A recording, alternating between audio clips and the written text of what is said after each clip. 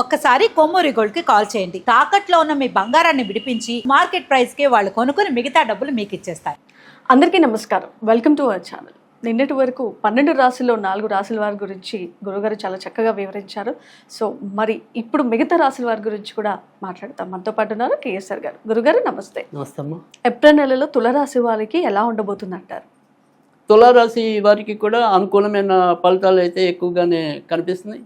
ఇంట్లో శుభకార్యాలకి సంబంధించిన చర్చలు నడవటం అనేది, లేదా ఈ జాతకంలో పుట్టిన పిల్లలకి, తులారాశిలో పుట్టిన పిల్లలు ఎవరైనా, మగ పిల్లలైనా ఆడపిల్లలైనా, లేదా తులారాశిలో జన్మించిన తల్లిదండ్రులు వాళ్ళ పిల్లలు ఎవరైనా పెళ్ళికున్నా ఖచ్చితంగా ఈ నెలలో ఈ వివాహాలు కుదుర్చుకోవటం, ఇతరత్ర శుభకార్యాలకి చేయాల్సిన ప్రయత్నాలు సఫలీకృతం అవటం. అంటే శుభకార్యాలు చేయటం సపోజ్ ఉదాహరణకి మన పెళ్ళిళ్ళే అక్కల్లా ఇంట్లో ఎవరికైనా ఉపనయనం లాంటిది కానీ, ఇంకా కొన్ని వేరే వేరే కులాల్లో ఏమంటాం పంచి కట్టడం అని, శారీ కట్టడం అని, ఇలాంటి పంచలు కూడా ఉంటాయి. అంటే అది కూడా ఒక రకంగా శుభకార్యాలు. సో అలాంటివి ఏమైనా సరే శుభకార్యాలు చేయాలి అంటే, దానికి సంబంధించిన ఏర్పాట్లు చేసుకోవాలి అంటే ఖచ్చితంగా ఈ నెలలో దానికి సంబంధించిన చర్చాగోష్ఠులు అయితే జరగటం, దానికి బలమంగానే మనకి ఈ మాసం ఉండటం అనేది అంటే ఖాయం చేసుకోవటమేనా కనీసం.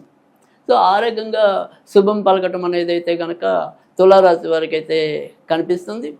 ముఖ్యంగా మీడియా రంగంలో ఉన్నవారికి, తర్వాత ఈ రియల్ ఎస్టేట్ భవన నిర్మాణ రంగంలో ఉన్నవారికి, తర్వాత వచ్చేప్పటికి ఈ దిన పదార్థాలు అమ్మేవి అంటే తిండికి సంబంధించినవి, బట్టకు సంబంధించినవి, ఆల్రెడీ రియల్ ఎస్టేట్ అంటే భూమికి సంబంధించి అంటే కూడు గుడ్డ అంటుంటాం కదా, అలాంటి వాటిల్లో కూడా ఈసారి బాగా ఎక్కువ లాభం గడించడానికి అవకాశాలు అయితే ఎక్కువగా ఉన్నాయి.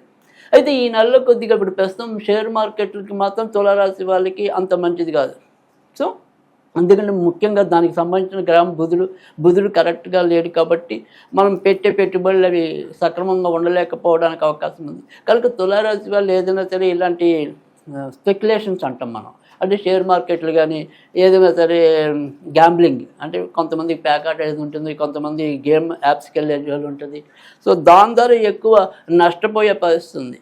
కనుక చాలా జాగ్రత్తగా తులారాశి వాళ్ళు మాత్రం ఆ విషయంలో వాళ్ళని నియంత్రణ చేసుకోవాల్సిన అవసరం అయితే కనిపిస్తుంది. ఇక భార్యాభర్తల మధ్య ఒక నిమిషం ఏమంటాం కోపతాపాలు ఉన్నప్పటికీ కూడా మళ్ళీ తొందరగానే సయోధ్య రావటం అనేది, దీర్ఘకాలికంగా వీరు చేయాల్సిన ప్రణాళికలు ఏవైతే ఉంటాయో అంటే ఇద్దరు కూడి చేయాల్సిన పనులు ఏవైతే ఉంటాయో వాటిలో ఒక అవగాహనకి రావటం అనేది అయితే తప్పకుండా జరగటం అనేది అయితే ఉంటుంది.